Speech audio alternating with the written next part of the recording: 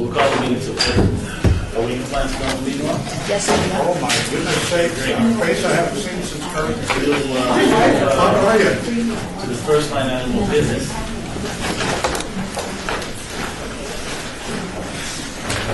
Which is bill number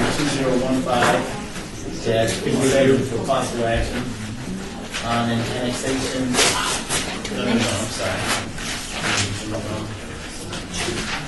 My apologies. Bill number 2015-92. This is an advance item for possible action amendments to Unified Development Code to update the provisions regarding the review of site development plans. Staff? Yeah, just a brief introduction to this item. In 2011, the City Manager's Office established an interdepartmental team to evaluate development review and approval processes with the goal of increasing productivity and reducing the amount of time it takes a customer to get their project entitled, under construction, and open for business. Over the course of 3 years, the number of land uses which previously required a special use permit has been reduced by approximately 20%, saving those customers 78 to 97 business days of time. The bill before you today will save our customers anywhere from 78 to 97 days by allowing administrative approvals of standalone site plan reviews for new construction that meets the minimum code requirements of Title 19, so no waivers and no variances. Current code allows for administrative approvals for new construction of up to 5,000 square feet if they have no waivers or variances. This bill would remove the limitation of 5,000 square feet and allow for administrative approval of all site plans that meet Title 19 requirements. Since 2013, there were 138 standalone site plan reviews. Of those, 24 had no waivers or variances, and they were approved 100% of the time. The remaining 114 site plan reviews that did have waivers were all approved except one was withdrawn during that time period. This bill would still require any site plan review that is part of a related land use entitlement, so if it's related to a general plan, development, rezoning, special use permit, or a variance, that it be processed as a public hearing. In addition, this bill has a 10-day appeal period, providing council the opportunity to have an item made a public hearing and be heard by the city council. This policy is consistent with current practices in Henderson and North Las Vegas, which allow for administrative approvals of standalone site plan reviews. Clark County still requires a public hearing for all of the site plan reviews. With the adoption of this bill, developers will save up to 88 days in getting their projects ready for construction, which staff is hoping will provide an incentive for projects to be designed that meet all of Title 19 requirements. Is there any questions? Is there anyone from the public who will speak on this item? If so, please come forward and state your name for the record. Seeing none, I do have questions and major concerns in regards to this. When it comes to site development plan reviews and special use permits, those are key areas that really impact the city council and their respective wards greatly, because a number of developers come before us wanting to do things that really impact, whether it be the surrounding area or impact neighborhoods and various unique situations. And so I don't view this particular bill before us today as being something that will help the council in our respective wards, because it's really taking control away from our ability to assess on a case-by-case basis in regards to whether or not this particular development will have an opportunity to really work with the surrounding community. So I understand the speeding up of the process, but also the onus task was placed on the development services team to go out and assess how in fact we can streamline processes, and we've done that. You all have done a wonderful job at it, but this is just one key area that I would like for it to remain in the auspice of the council for us to make that decision versus taking our ability to work on key issues as it relates to projects. And so I am not in support of this bill whatsoever. Any other council member would like to chime in? Go ahead. Okay. I'm actually in support of it. I think this is a great idea. We're starting to see an uptick in development. So for the city to to position itself to allow these developers to get their projects done quicker. It's nothing but good for the city of Las Vegas. Henderson and North Las Vegas have it, right, mentioned. And you did mention that if it is in my ward and I do see an issue, I have 10 days to bring it to the city. There's a 10-day period where we can open it up to public comment and actually bring it to the city council, correct? Yeah, Doug Rankin for the record. That is correct. We're working on a procedure to do that. As a matter of fact, we've scheduled a meeting, if this bill were to pass, we have a meeting scheduled with all the council offices to review that new process. It's very similar to the text amendment process, which you're familiar with, where if you have a text and then you review it before it moves forward if you're sponsoring one. It's very similar to that process. But every admin item would come before each council office where they're review to see if they'd like to hear it. And they can make that decision then.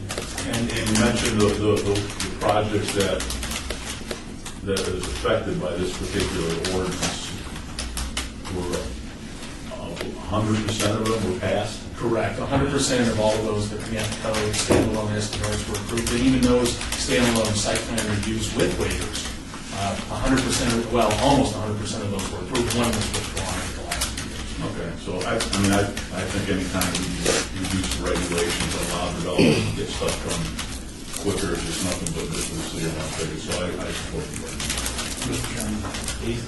Let me ask you, this is a tangent here, but when you get to a number like 100% or 90+%, isn't that after there's been the negotiation of typical intervention by the council office or our staff telling people, you make this change, you concede this to the neighbors, et cetera, then I'm fine.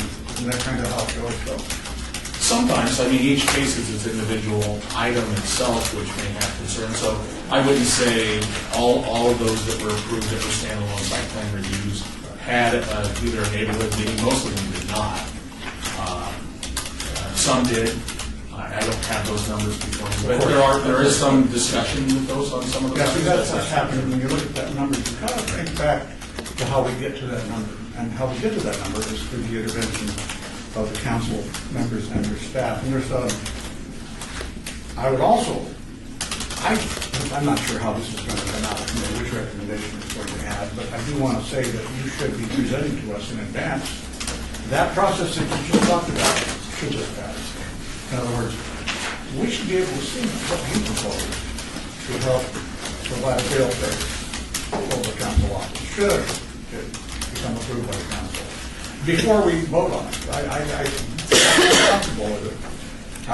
For the same reason, perhaps, that my councilman friend to the right from the Council 5 is, and that is these old wards, 1, 3, and 5, where you've got old buildings versus empty lots or tear downs, or that something will be torn down in order to build something big, new, and brassy next to something older. Now you have real problems that we have to sort out, and we have to take time. That's why it's more than just a pro forma de facto or a default that it would go approval, and then we have to jump and intervene. Because sometimes the citizen doesn't understand the process, hasn't attended the county council meetings, maybe hasn't seen it noticed. But all of a sudden, it's been approved by default because it just happened, and we didn't hear from them first. So that's why in the older parts of town, we really do need this current system, even though it sounds parochial, and it does slow things down a little bit. In certain parts of town, it really works for us. And it's true that in the end, things get done, but concessions are made, neighbors are made happier. There are things that are done to help create neighborliness. It's always done through the council office, and that's why I would tend to vote no on this today. That would be my recommendation to council. Doug Rankin for the record. We do have the procedure mapped out, and I'm happy to forward that to all the members of the council to look at beforehand. If you want to review that, I do have the procedure ready to go for review. And once again, it's a working procedure, and it's a procedural item, so we can change it if it needs to be changed. But I'd be more than happy to forward that on at this point in preparation for your decision. We appreciate that. Yeah. Is there a motion at this time? Do we have Yeah. Opening, closing. All right, fine, then I'll move to give a negative recommendation to the council on this bill, 2015-92. That's my motion. So are you stating that when you say negative, what does that represent? No. But I want to make a motion to pass it. Maybe that's an easier vote. Yeah, because killing it doesn't mean it's going to go to council anyway. Right. I'll make a motion to approve the ordinance. Okay, all in favor of approving it, sign by aye. Aye. All those who oppose, nay. No. So it's moving forward before the city council on November 18th, coming out of committee 2-1, no. Since that motion failed, it would come out with no recommendation, so if you want to send a recommendation of do not pass, you're going to have to make an affirmative motion to that effect, and you're going to have a vote. Then I move that we do not pass. Yeah, well, there was a motion on the floor, that motion failed, so now there's an opportunity for Okay, that doesn't. additional motion to take I place. move that we deny passage of this bill. Okay. And there's a motion of denial of this bill on the floor. All in favor, state aye. Aye. Aye. All those who oppose? Aye. Or no? Not sure. No, you said I was correct. Okay. So there's a motion that will come before the city council on November 18th for a motion of denial. No recommendation. All right? Good. Thank you. Okay, the next line item of business is bill number 2015-94 for possible action. This is an annexation 60506, property location in the northwest corner of West Lone Mountain Road and Janelle Drive. This is petition by Richmond American Homes of Nevada, Inc., owner or predecessor in interest, acres 3.46 acres. It is zoned RE County and RE City equivalent. This is sponsored by Councilman Stavros S. Anthony. Staff? Doug Rankin, for the record, this item is Is there anyone from the public wishing to speak on this item? If so, please come forward and state your name for the record. Seeing none? All in favor? Aye. So moved. This item will come before City Council at the December 2nd, 2015 City Council meeting. Bill number 2015. December 16th, December 16th? correct? Okay, so bill number 2015-94 will come before City Council on December 16th. No? You have second? Okay. Do we need to take a pause so we can figure out which date it is? Yes. Okay, then we'll take a 2-minute recess. We have Rhonda and we have Holly.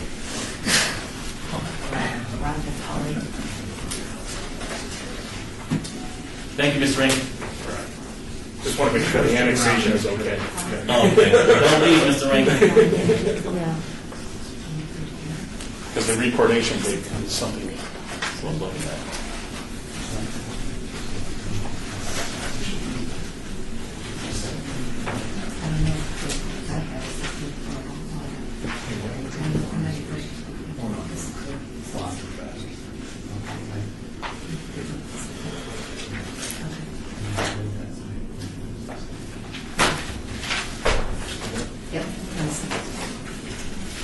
Okay, we're now back in from recess. Bill number 2015-94 will be heard at the December 2nd City Council meeting. Thank you.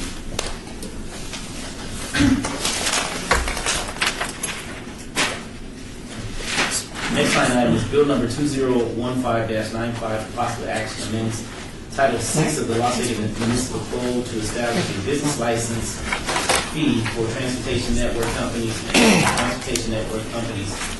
Business license is eligible for multi-jurisdictional business licensing. This is proposed by Tom Perrigo, Director of Planning. Staff? Thank you, Mr. Chairman. For the record, Karen Delliston, Deputy Planning Director. During the last legislative session, several bills were passed to authorize the establishment of transportation network companies, commonly known as Lyft or Uber, in Nevada, to be regulated by the Department of Transportation.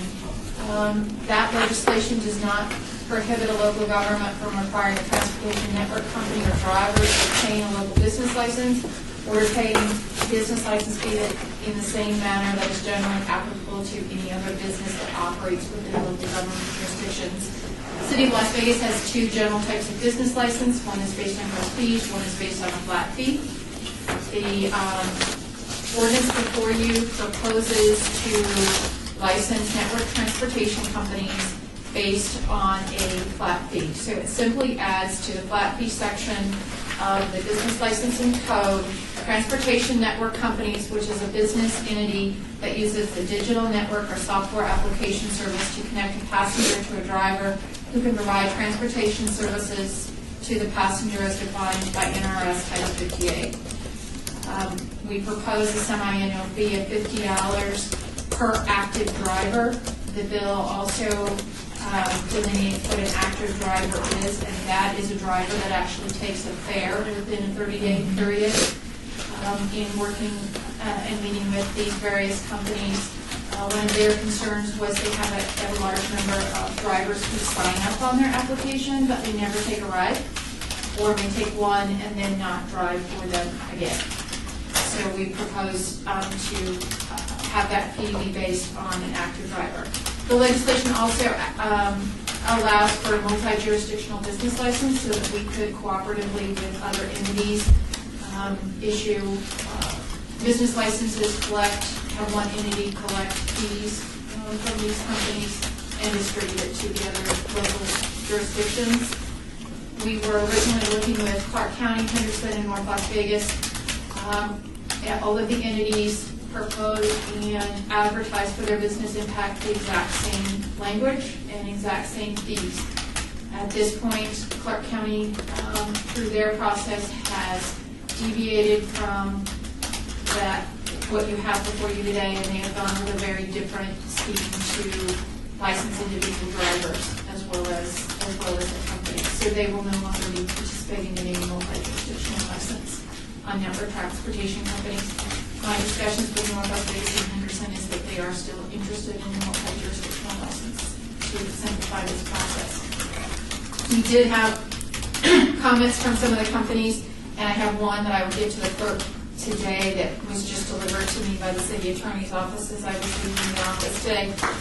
So this was delivered this morning from Uber as comments for our business impact.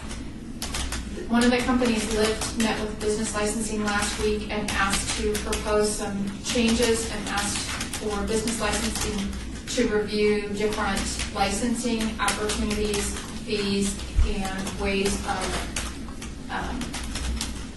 assessing those fees. Unfortunately, they have not been able to get us those proposed changes or amendments for us to evaluate, and they have asked for more time to do that. And have asked that this not be addressed today, but be delayed for 2 weeks. That staff's ready to proceed at your pleasure. Okay, so Uber has submitted information to the city attorney's office, Yes, I just received it. It's in front of our meeting. and Lyft hasn't provided any additional information in regards to what their concerns are or future proposals to the business impact. Correct. They submitted comments in writing during the business impact period. We reviewed those in preparing the business impact. They came in for a meeting with licensing staff last week and verbally stated several concepts that they had. One of which was to only pay business license fees on rides that terminate in the city rather than rides that originate in the city, which would drastically reduce those business licensing fees. In order for anyone to take a look at that, we need to look at exactly what they're proposing rather than just something verbal. So, in order for you to do that, then you wouldn't be opposed to obeying this item so that you can better understand what they're proposing. Whether you agree to it or not, but it will give you at least an overall aspect of an approach to determine whether or not it fits within the business model of what they're proposing to the community council. Correct. We are happy to review, if that's your direction, the proposals from this. We're also happy to I mean, review. so that would help Yes. you as a department head to have that information as well. Correct. We could stand before you and explain if they are proposing amendments, what those amendments mean, and what impact they would have on the business licensing fees, but without being able to see that in writing and understand exactly what they are proposing, we cannot do Right. that. So you're not in a position to provide us with all of the information necessary in order for us to make the best judgment possible for all parties involved? Not based on their proposals. We are not, only on our proposal. Okay.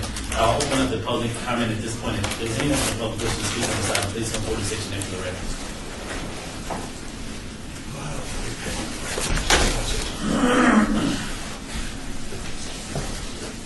Good morning. Thank you, council members. Michael Hillerby, representing Lyft. We would echo the comments of Ms. Duddleston. We would appreciate an opportunity if you would hold this item to work with them on some of the concerns, some of the intricacies of the industry, and some of the requirements of state law. We do have some ideas, and are working on those, and things this might be amended, so we would appreciate that opportunity. And with me is Timothy Burr from Lyft. If you have any specific questions, we'd be happy to answer them. Both from Lyft. Sorry. So my name is Timothy Burr, and I handle public policy for Timothy? Lyft. Burr, B-U-R-R. B-U-R-R. I handle public policy for Lyft in Nevada. I just want to echo the same comments. I want to thank staff for the work thus far on this issue, and we're anticipating having a great discussion with staff and moving this conversation forward. And so we do just respectfully request that this item be held today. We look forward to working with council members as well as staff moving forward. Okay. And thank you both, Mr. Hillerby as well as Mr. Burke, for being here. I do have a question in regards to Lyft. Is Lyft call letters? Call letters? Are those, do the letters represent something, or? It's a good question, Timothy Burr, for the record. I think it was just a play on receiving the lift, and they put the Y in there, I think, to differentiate ourselves when the company was founded back in 2012. So it's L-Y-F-T? That's correct. Satan spelled backwards.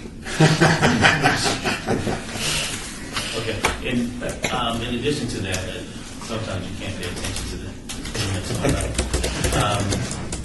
And in addition to that, Lyft and Uber, I mean, is there a demarcation between the services in which you all provide, or are you all fairly the same in regards to the scope of what you provide, or in fact, there's a difference between the two? I'm just curious. Yeah, absolutely. I mean, I think we both fall under the umbrella, as state law is adopted here in Nevada, as a transportation network company. I think both companies offer very different services, see themselves very different, have different goals, and whatnot. Lyft was the first peer-to-peer ride-sharing model that was started in San Francisco in 2012. The idea that we all could be drivers on a platform so long as you pass through all the inspections and checks and whatnot. And that's really been the company's vision since then. Yeah. I appreciate that. And Councilman Michael Hillerby, for the record, just to be clear, very separate companies, very competitive with one another, but from a passenger perspective, offer similar kinds of services. Goals and some of the nuances about those are different, but absolutely very different companies, and compete with one another vigorously in the markets in which they operate. Councilman? Thank you. I know this has been boiling for a year now. These started in the legislature, but really started before the legislature. And so the companies, it's kind of hard to figure out from my perspective who's in charge. Who's in business? The company, the driver, or both? I suspect it's easy to say the company is in business. And our licensed staff has come up with a fee that's quite low. In fact, $50 a year, is that the proposed fee? $50 semi-annually. Semi-annually, $100 a year. Because let me ask Karen, I still have a life insurance license. I operate out of my home. I've owned that license there for many years, and I used to pay a home office permit, but I'm not sure if I do anymore, to tell you the truth, because I haven't sold any life insurance in so many years. What is my life insurance? What is my business license cost? Is that $100 fairly? The gross license, the lowest gross license fee we have is $110. The other transportation type companies are $100 annually. But I'm just thinking about business licenses in general, for an individual like Bob Crawford. Okay, so Is it 110 per annum? It's $55 semi-annually. Okay, all right. So, Other transportation companies that pay by car pay $100. The reason we did semi-annual on this one is because we know we will have drivers coming and going. It's a counting Yeah. issue. To try to do that every 6 months we thought was more fair than trying to do it for the entire year. the reason I ask that is because there's not much difference between a person whose home office happens to be the couch or the living room, or the dining room table where he's got all his paperwork, or front seat of your car where you've got a computer and you've got a phone or two and your calculator, and you know you know what you're doing. But you're in business for yourself. No difference to me. And so that fee then may be a reasonable fee if people don't like fees. Of course, if they like fees, they don't. Nobody likes them, but there is a precedent for that size of a fee. It seems fair in terms of the dollar number. But I have received letters totally against all these things, and I can't remember, Mike, honestly, if it came from Uber or Lyft or who, or they were just against it. Do you know if essentially the companies are still taking position of no charges by municipalities? Councilman Michael Hillerby representing Lyft. I don't know the answer to the first part of your question about who may have sent those. That may likely come from drivers. We have alerted both companies, I believe. I know Lyft has alerted drivers about some of the various proposals. We are concerned about the amount of the fee. We have not taken a position as Lyft that the company should not pay any licensing fees. As you know, they're regulated by the Nevada Transportation Authority, paid a significant application fee, which also covers the first year of regulation. After that, it would be akin to a mill tax assessed on the companies by the NTA for regulation. Within the county so far has gone with and they're different because they have an airport, and the state law allows a governing body that manages an airport to include different kinds of requirements. Brief little bit of history during the legislature, the airports came forward both from McCarran and Reno Tahoe, talked about bonding and federal rules and a whole variety of reasons that they do things a little differently. So the law acknowledges that. Clark County has gone a slightly different route, and so far is in the process of passing an ordinance that would that would provide a fee on the companies. We have a temporary license, as you know, in the city of Las Vegas based on revenue. What we have said is we think that's the best model to go, is based on revenue. That is the one that in your own municipal code is generally applicable to all businesses unless they are specifically called out for one of the flat fee provisions that follow in that part Can of I it. interrupt you then? Sure. That would be a revenue based upon Lyft's revenue. It would depend on how it was written. It could be based on Lyft's portion of the fee or the 100% of the fare, What would we audit that? exclusive of taxes. You have general, and again, your staff would be better able to answer the details. You have general language in your municipal code now that allows auditing. We have to submit the same information to the Nevada Transportation Authority because their mill tax assessment to regulate will be based on the total income from rides. In this, the option of going with the revenue base, if you made that applicable to both the driver and company revenue, we believe that would cover everything. You would give revenue base as you do with most businesses. That's the closest thing that the city of Las Vegas has to a generally applicable under the law is the revenue based. That would cover both the drivers and the company. It would be a lot less work for your staff. You would have one entity to deal with for each TNC. Well, if the driver underreported the revenue to Lyft in some fashion, in some way picked up rides, didn't report them, and I know that's a violation sometimes because we've heard already some people have been charged with that. It happens. Administratively, that's criminal, but administratively, how do we get our share from that driver if it's done on a revenue basis? Who gets in trouble? The driver, the company? So, Councilman, again, Michael Hillerby representing Lyft, potentially both. The NTA has had, I know of two. They were drivers not for Lyft, for another company that had their cars impounded and paid a fine because they had offered to provide an undercover representative of the NTA an off-app ride. Both state law and the contractual agreement between Lyft and its drivers requires that be done through the app. If you've had an opportunity to use it, you'll know. I used it this morning from the airport. It matches a specific customer to a specific driver. You know who one another are. All of that is recorded, where you were picked up, where you were dropped off, time, the fares, the rates that we filed with the NTA. All of that's recorded. If that happens off book and we find out about it, that's a violation of the terms. That driver can be removed from the platform. Obviously, if the NTA finds out about it, the driver faces some significant fines and impoundment of the vehicle. I think that starts at something like $2,500. If that is an ongoing problem, that can reflect on the company, and the NTA has an ability to issue some significant fines. The maximum fine, monetary fine in the bill that was passed in the session is $100,000 against the company. That's several times the maximum against any other motor carrier currently in law. And they could ultimately decide to pull the permit if they thought that companies were behaving badly. It's obviously not in our interest to do that. We want to see that revenue come both to the driver, the company, see the passengers protected so we don't countenance off. I'm trying to look ahead now. I see multiple platforms, not just two. Ride G, Mark James will probably get that changed around. He invested so much to probably figure out how to make that work. And then that's 3. And then I can see a whole bunch of affinity groups. I was a vet. I start vets, VETS, and then vets would know that they should call vets for their ride to help another veteran. Affinity groups come to mind as being the source of many, many platforms. And so we're going to be splitting this business pretty thoroughly.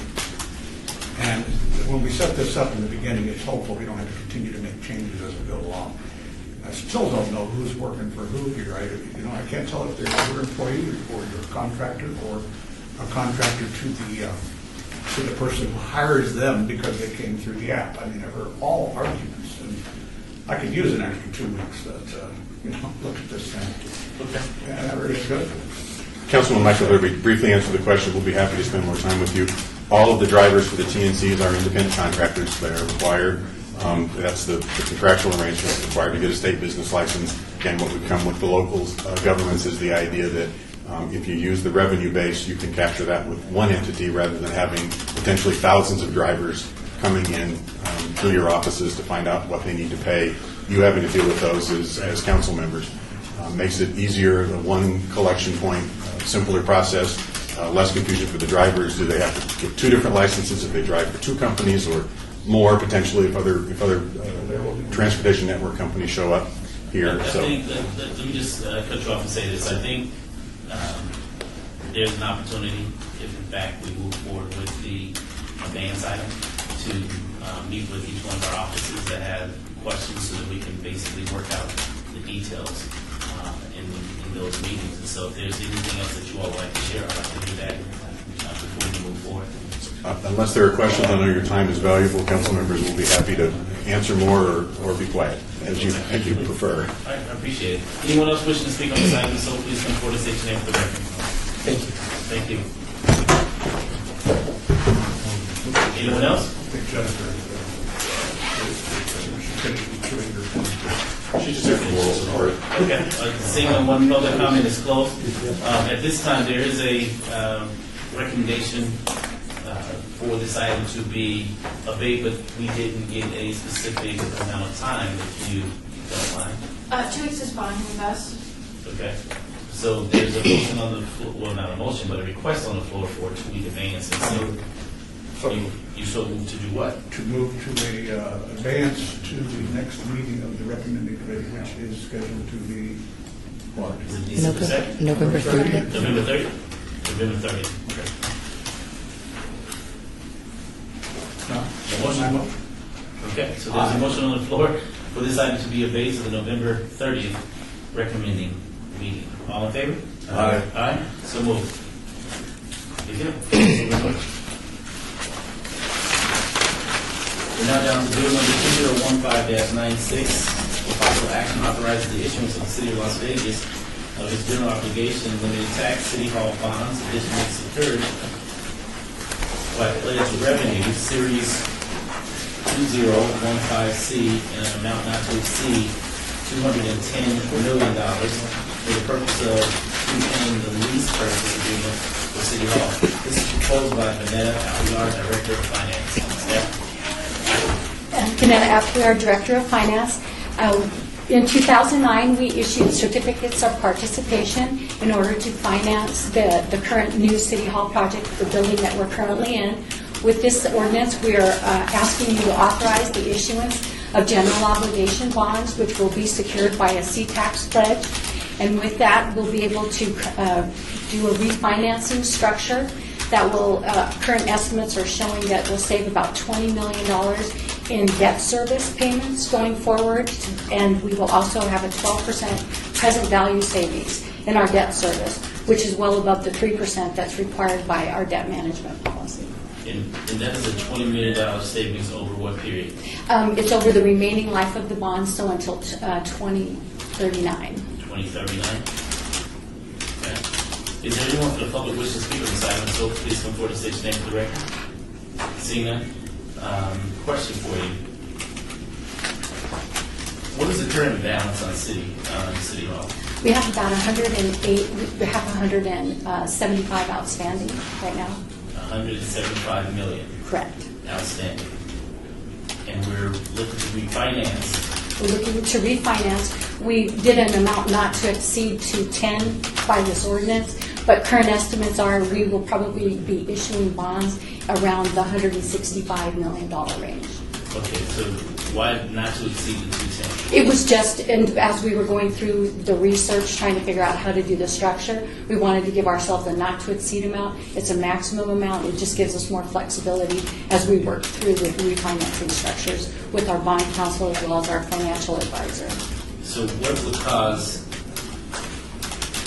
this process to go above the 175 million of what the current debt is today? If it were to go above the 175, it would be because we would be borrowing at, the existing bonds that we were paying off are at like a 5.4% interest rate. So we might have to borrow more, put it in escrow account, we would earn interest on it, and then the interest that we're earning plus the savings would require us to borrow a little bit more in order to pay it off. Okay. And what, our current interest rate today is 5.4%? On the existing On debt, the existing debt. And we're looking to refinance to approximately what? about 3%. 3%? Yes. Can you roll my house over to the process as well? These are tax exempt bonds, so because we're doing GO, it's giving us a much better interest rate. Yeah. Okay, great. I appreciate that. Thank you for that explanation. Council, any questions? I move for a due pass. There's a motion for due pass. All in favor? Aye. So moved. Thank you. Thank you. We're now down to public comment. Anyone from the public wishing to speak on this matter, please come forward and state your name for the record. Seeing none, entertain a motion. Mr. Chair, to announce. Oh, yeah, I'm sorry. Bill number 2015-96 will be eligible for approval at the November 18th City Council meeting. For the record. We have this, City Clerk? Yes. Beautiful. Thank you so very much. And there's a motion on the floor right now to adjourn. All in favor? Aye. Aye. So moved. Thank you all.